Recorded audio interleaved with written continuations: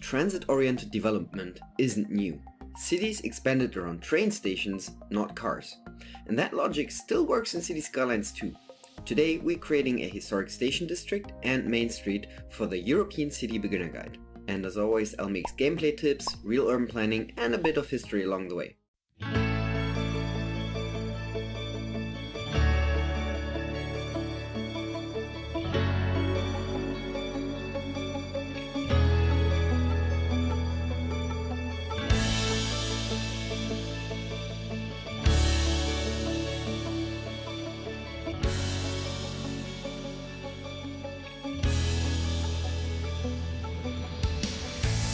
Before we can start with our development at the train station, we gotta fix our demand, because for medium density it's 0.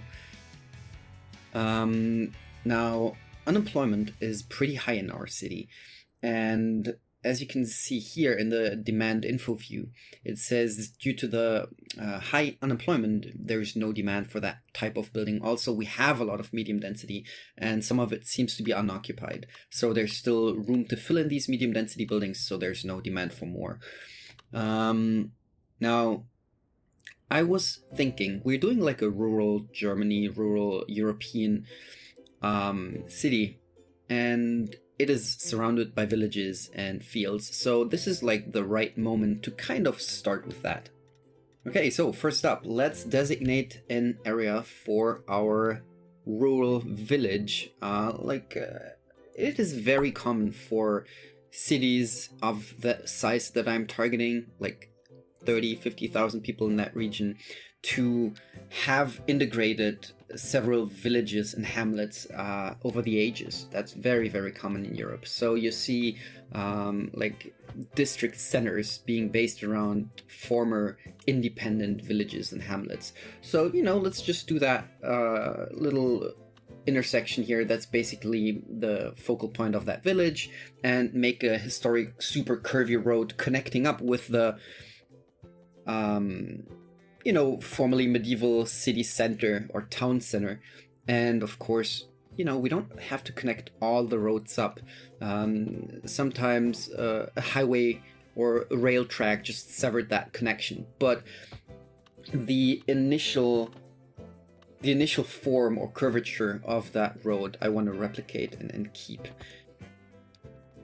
So as for the main roads, they gotta connect to somewhere.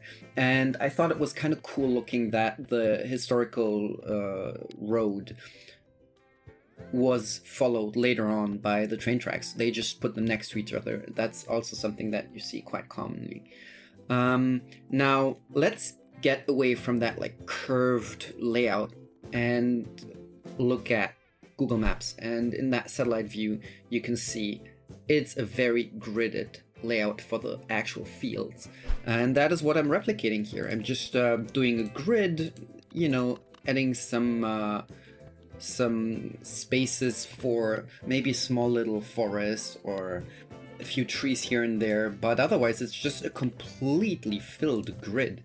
And in game, that is pretty easy to do. I mean, yeah, sure, you have the round area of influence or where you can build your fields, but you know, with the snapping enabled, I can just do like the square. Lastly, let's just clean up the layout here and there, connect it up to the existing grid, and that's pretty much it for our rural area. At least for now. I mean, you know, the city kind of grows, and in later episodes we can do like a nice little hamlet and connect it up with the rest of the main city, and then it transitions into the fields.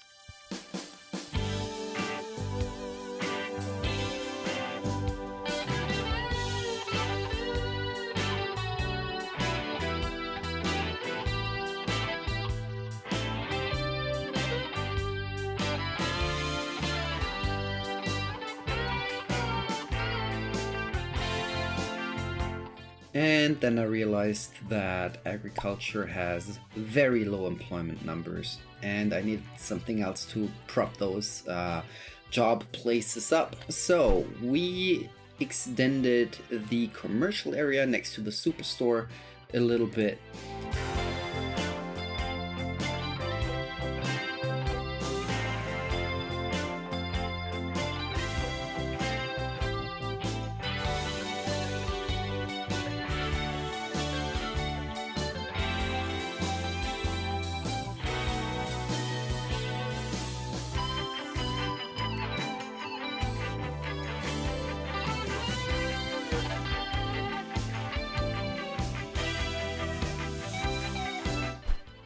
And furthermore, we added some more industrial facilities next to the train tracks and transitioning into that rural area.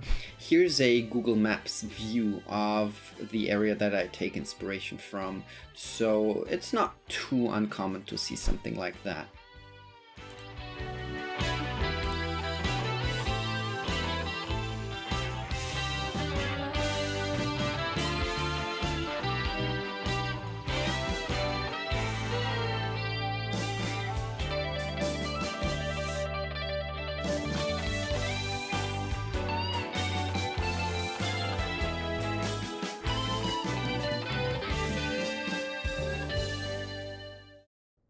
So the idea with the zoning next to that station is that we have the main road with the parking spots. That is going to be mixed commercial and residential. It's going to be wall-to-wall buildings. They did a lot of like apartment buildings, high density stuff back in like the late 1800s, so the 19th century. And the upper classes, like the bourgeois, for example, they would rather have an apartment next to a train station and use that novel mode of transportation to, you know, travel and enjoy the landscape and, you know, get further away from the city, which they were able to afford compared to like peasants and lower classes. And compared to today, where, you know, richer people have single family homes, back then it was richer people lived in new apartments next to, by then, like novel transportation, like the railroad. So I want this to be dense. I want there to be nice apartments. And then we have a second road because we can't upgrade the parking lot, the angled parking lot road with bike lanes. I just had to figure that out. I haven't played in a year, and I just realized that, you know, the, for me, new feature, bikes, like I can't upgrade that road. So one parallel next to the station, or like moving towards the station, that is where we do the bike lanes and the detour for bikes. So this road we will also do commercial and mixed with residential, and then, you know, the other roads surrounding that we will do just strict residential. So we have two main streets here. So I'm mixing the European as well as Eastern European region packs together with the default European pack, and I'm not using the Chinese or the Northwest and Southeast US packs, and the Japanese one I'm not using as well, obviously. So I want to have these buildings be mix and match, high density, mixed use. In a few other series, or, you know, the playthrough I did in City Skylines 1, the highly detailed playthrough, I'm so used to plopping every single building, and I'm super annoyed that we don't have that granularity in vanilla City Skylines 2. So, you know, just constantly keeping on deleting the spawned buildings until they kind of nicely fit the zoned grid and it looks a little better, especially with the wall-to-wall buildings which we have here.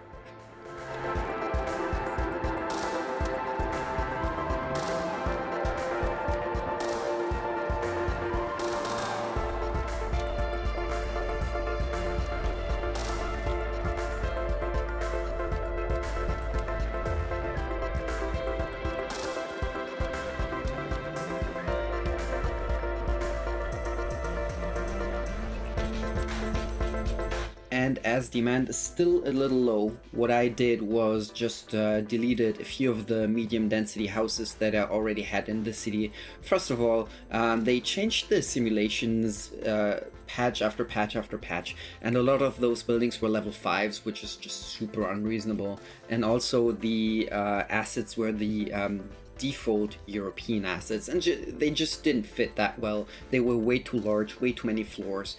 So I deleted them. which hopefully increases demand for medium density, which means buildings will spawn in our lovely train station district. And while we wait for the buildings to spawn and our simulation run a bit, get the demand going, unemployment, what have you. Because I usually keep playing on pause, but that's like bad for the simulation and economy and the city to like keep going. And this is the vanilla series, right? We want to actually play and build in the game and not just do a highly detailed city like in the other series. So why not actually like play the game and have the simulation run? And while it does, we are going to do bike infrastructure, because that is, at least for me, new in this patch.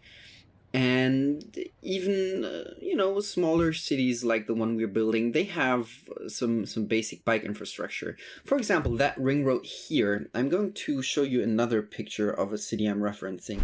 And the ring road, that is the one that has a continuous bike lane.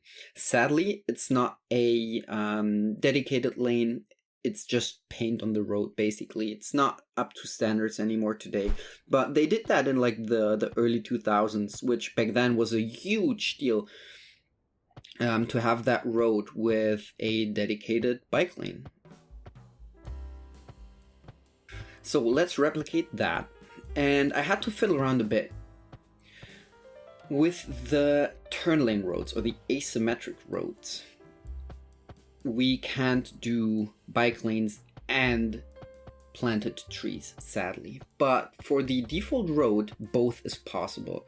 I think they did that in a recent update as well. Like, you can do wide sidewalks and trees. So now you can do bicycle lane and trees as well. I want to add, at least for that ring road, plenty of trees, because like trees in the city are super advantages. It gives shade and just reduces the overall temperature, which is super important nowadays.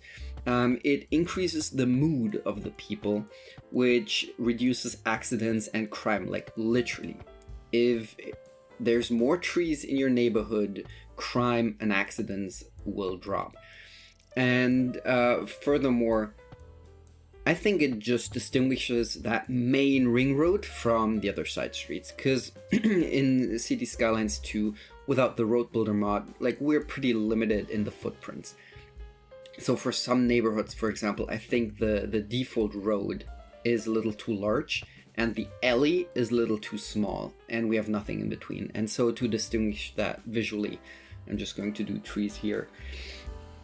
And of course, we want to add some more bike parking, not only next to the station, but downtown here at the shopping street, which we connected up.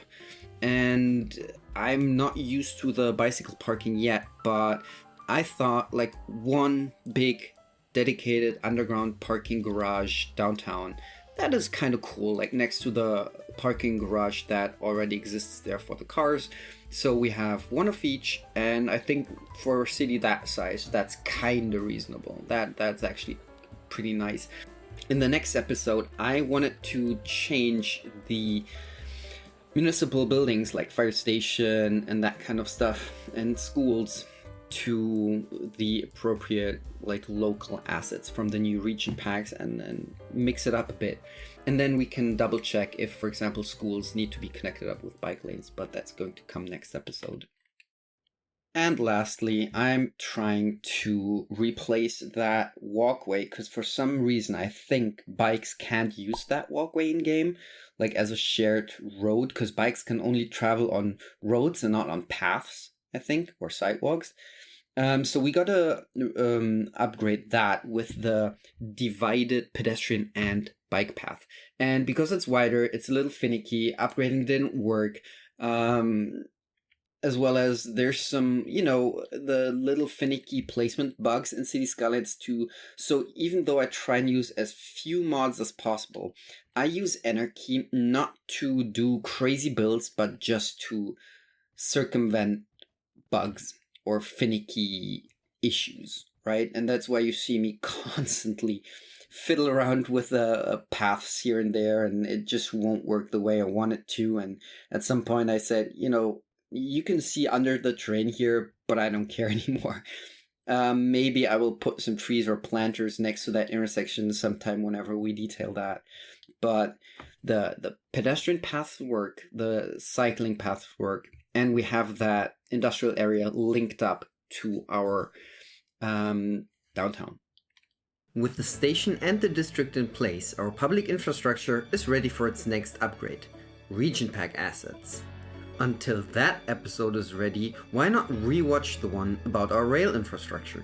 And on the right you will find a YouTube suggested video as well.